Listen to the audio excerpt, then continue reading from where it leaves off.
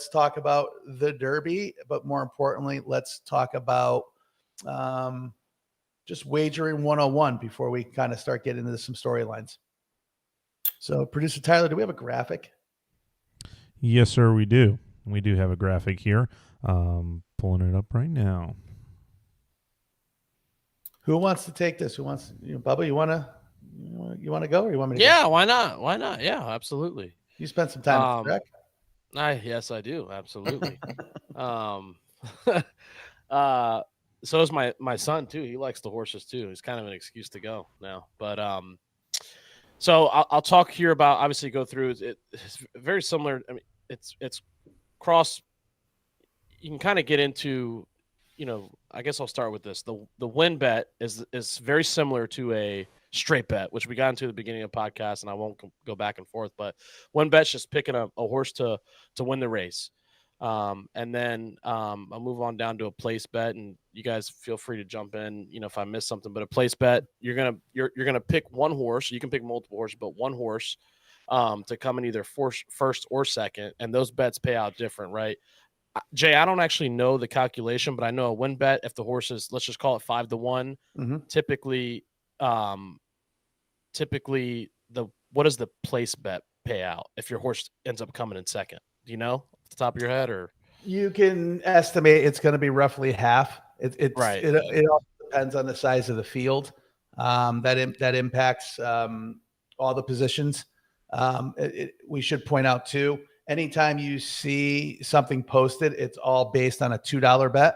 So $2 is your starting point. So, Bubba just used the 5-1 example. If you put in a win ticket and your horse crosses the finish line first and you bet $2, you're going to win $10, five times 2.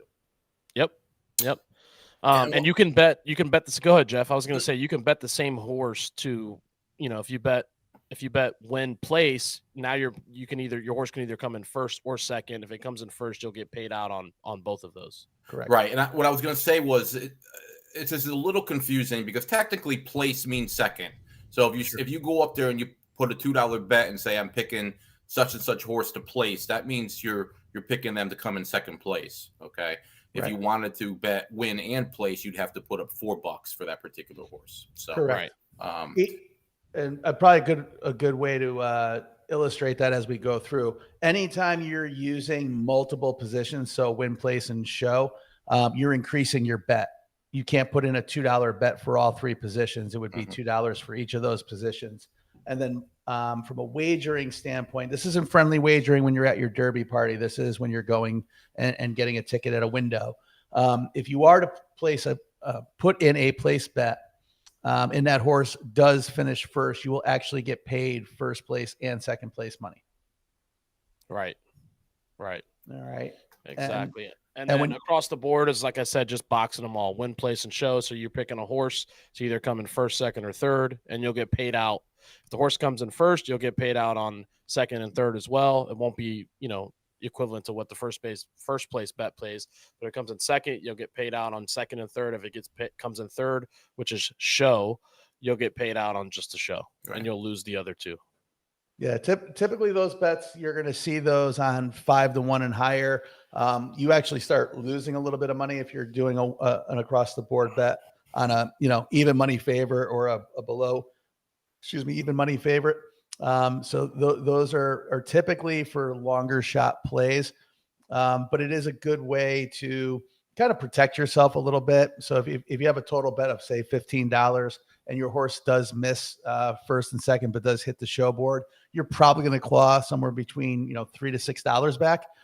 So it's not a total loss. It gives you a little bit of breathing room, but you have to hit the board, and that's basically it's called hitting the board. Yep.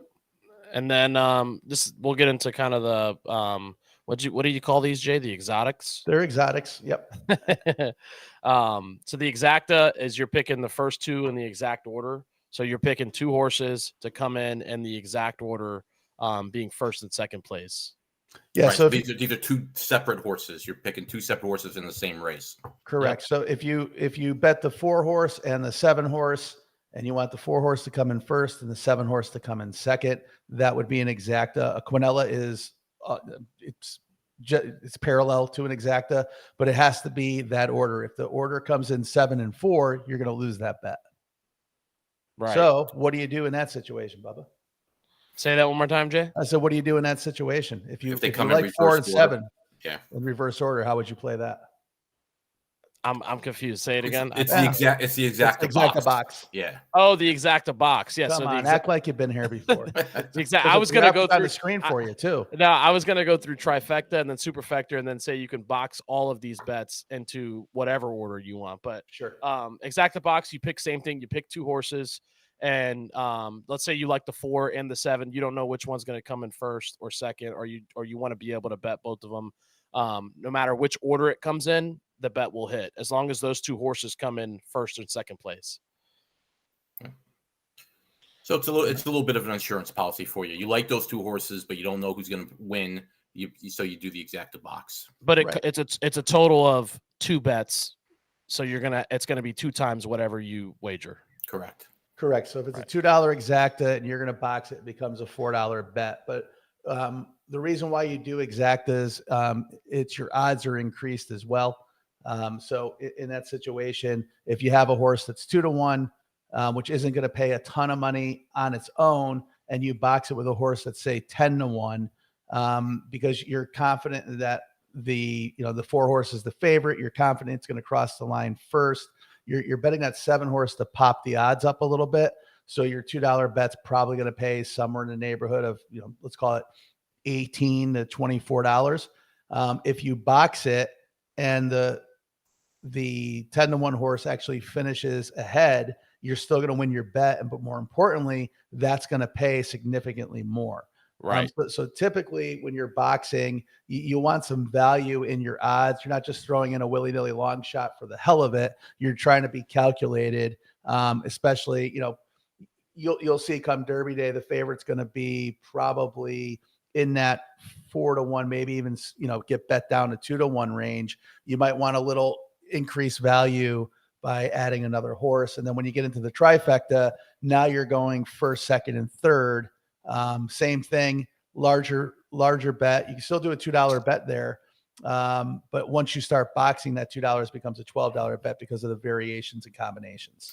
Yeah. And the simplest reason for that is it's harder to pick 2 horses correctly than it is to pick 1. So you get better odds on that. Yeah. And what I like to do, just so you guys know, and this is my preference, not anybody else's, maybe not everybody else's, but is a lot of times when I'm doing a box, even if it's a trifecta box, I'll put the favorite second, because a lot of these horse races, they get bet down. The favorite, just by a hair loses, and that's where you really get the odds and get paid out on a bet. Mm-hmm. Like an exacta box, I'll put the favorite second majority of the time. Yep. And then the last thing on the graphic here is the superfecta, which is going to be 4 horses in the exact order. And again, you can box that up as well.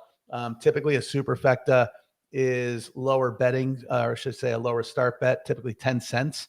And then you increase that how you feel fit. And again, betting 4 horses to come in order is extremely difficult. So you have that box available.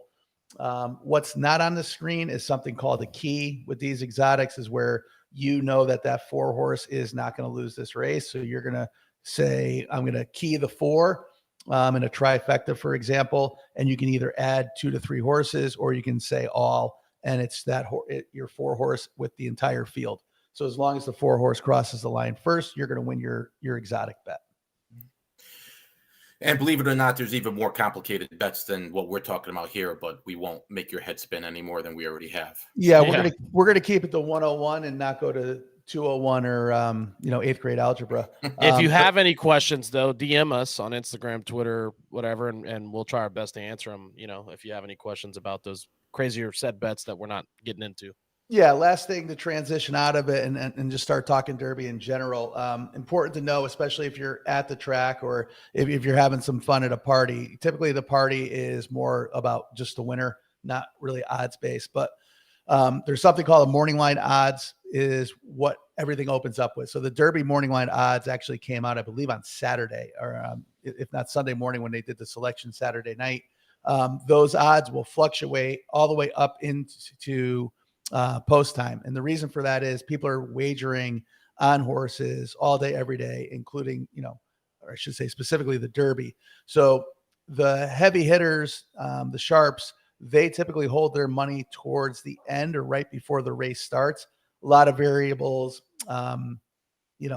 jockeys, trainers, track conditions, post positions, things along those lines. So people who are sharps, they're spending a lot of time in analysis, and then they're going to hammer a horse right before the post. So you'll see a dramatic odds drop in certain situations, or you might see a horse you like increase. What's different between horse racing and sports betting is if you bet, the Celtics -8, and you have that ticket, that is your bet, -8. The Celtics have to win by 8. If that number moves in sports books, it doesn't matter. You have a ticket that says -8. Right. When you go to the window and you're betting, Rodriguez at 9-1, that bet isn't official until the gate opens. So when the post closes, the gate opens, whatever the odds are at that time is what your ticket will cash at. So Right. important to know if you're going to the track. Again, if you're going to be at a house party just doing friendly wagers and picking winners, you probably don't have to worry about it. Right. And by the way, Rodriguez is a horse that's running in the Derby. So in case anybody got confused by that. So